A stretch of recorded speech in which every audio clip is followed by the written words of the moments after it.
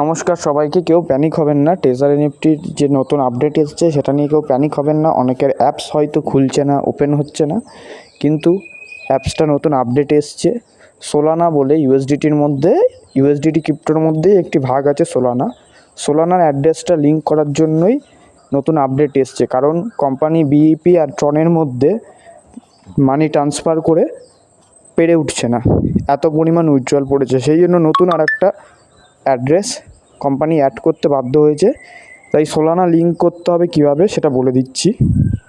প্রথমে আপনারা টেজার এনএফটিতে যাবেন, গিয়ে টেজার এনএফটিতে অ্যাসেটে যাবেন। অ্যাসেটে গিয়ে দেখবেন ওখানে সেটিংস বলে, উইথড্রয়ালের পাশে সেটিং বলে চিহ্নটা আছে। সেটিংসে গিয়ে টাচ করবেন, দেখবেন নিচে সোলানা বলে লেখা আছে, ইউএসডিটি সোলানার অ্যাড্রেসে গিয়ে টাচ করবেন।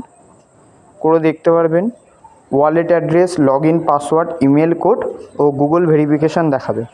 এবার আপনাদের কাছে বাইন্যান্স কিংবা ট্রাস্ট ওয়ালেট থাকতে পারে, আপনারা চলে যাবেন বাইন্যান্সে যাওয়ার পরে আপনারা সার্চ করবেন ওপরে ইউএসডিটি সার্চ করার পরে ডিপোজিট ইউএসডিটিতে টাচ করবেন। টাচ করার পরে দেখবেন চুজ নেটওয়ার্ক বলবে।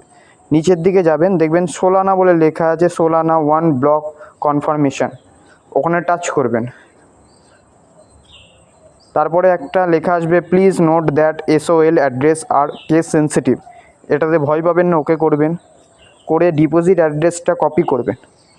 কপি করার সাথে সাথে আপনারা চলে যাবেন টেজার এনএফটিতে, গিয়ে ওয়ালেট অ্যাড্রেস, ওই যে বলেছিলাম যে সোলানার যে ওয়ালেট অ্যাড্রেস, সেখানে টাচ করবেন। সেটিংসে গিয়ে সোলানাতে টাচ করে wallet address, log in password, BEP 20 কিংবা ট্রন যদি আগে লিঙ্ক করে থাকেন, যেভাবে লিঙ্ক করেছিলেন ওয়ালেট অ্যাড্রেসে, সেই সোলানার ডিপোজিট অ্যাড্রেসটা পেস্ট করবেন। আপনার লগ ইন পাসওয়ার্ড দেবেন, ইমেলে কোড যাবে, ইমেলের কোডটা দেবেন। তারপরে গুগল ভেরিফিকেশানে যাবেন, সেখানকার কোডটা দিয়ে কনফার্ম করবেন, দেখবেন আপনার লিঙ্কটা হয়ে যাবে।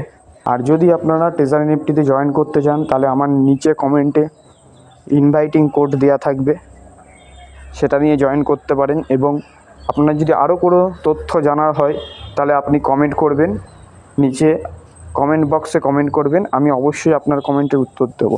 তাও বারবার আপনাদের একটা কথাই বলে দিতে চাই আমি, যদি আপনারা ভাবেন ইনভেস্ট করবেন, তাহলে নিজে ভাবনা চিন্তা করে নিজ দায়িত্বে আপনি ইনভেস্ট করবেন।